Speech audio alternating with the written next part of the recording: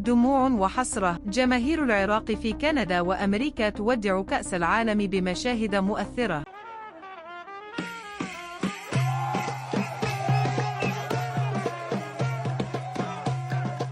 عاشت الجماهير العراقية في كندا والولايات المتحدة لحظات مؤثرة بعد خروج منتخب العراق من كأس العالم، رغم الدعم الكبير الذي قدمته لأسود الرافدين في جميع المباريات. ومع نهاية المشوار بهدف وحيد فقط واستقبال 12 هدفاً خلال البطولة، خيم الحزن على وجوه المشجعين الذين لم يتوقفوا عن الهتاف ومساندة المنتخب حتى صافرة النهاية.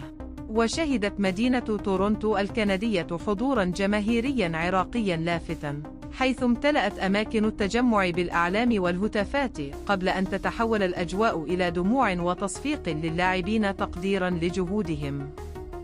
ورغم مرارة الوداع، أكد الجمهور أن حب العراق لا ينتهي بخسارة أو خروج، وأنهم سيواصلون الوقوف خلف المنتخب في كل المحافل المقبلة. شاهدوا هذه المشاهد المؤثرة التي هزت قلوب العراقيين في المهجر. ولا تنسون تضغطون لأيك وتتابعوننا ليوصلكم كل جديد من صياد المشاهير.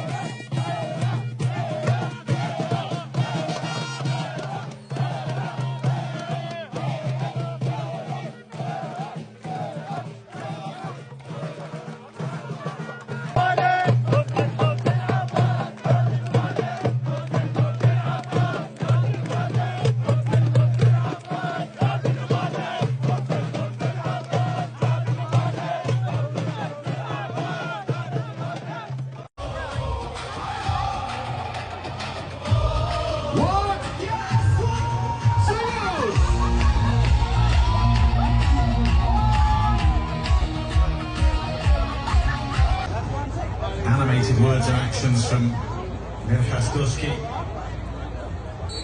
stem from the work that he's put in to get here, a bricklayer when he was an amateur footballer in the German fifth tier a few years back, eventually turning professional and now playing in the World Cup finals. It means so much for the individuals to be here, it means so much. Ali Youssef the target here. Rather isolated though up against the Senegal back line. Yeah, they're having a hard time getting out even when they get the ball forward. There's just no support for the front players, whoever's playing.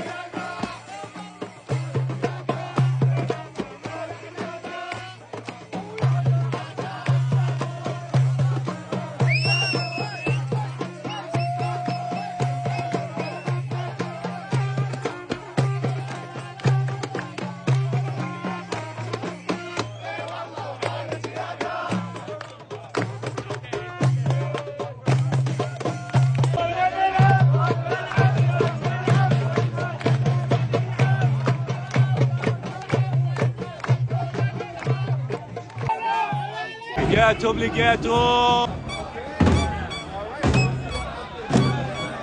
جماعه يا ولد دعوا لنا شباب اهل الدمام قدام النافذه بس لو سمحتوا خلينا نبتدي خلينا نطلع بصوره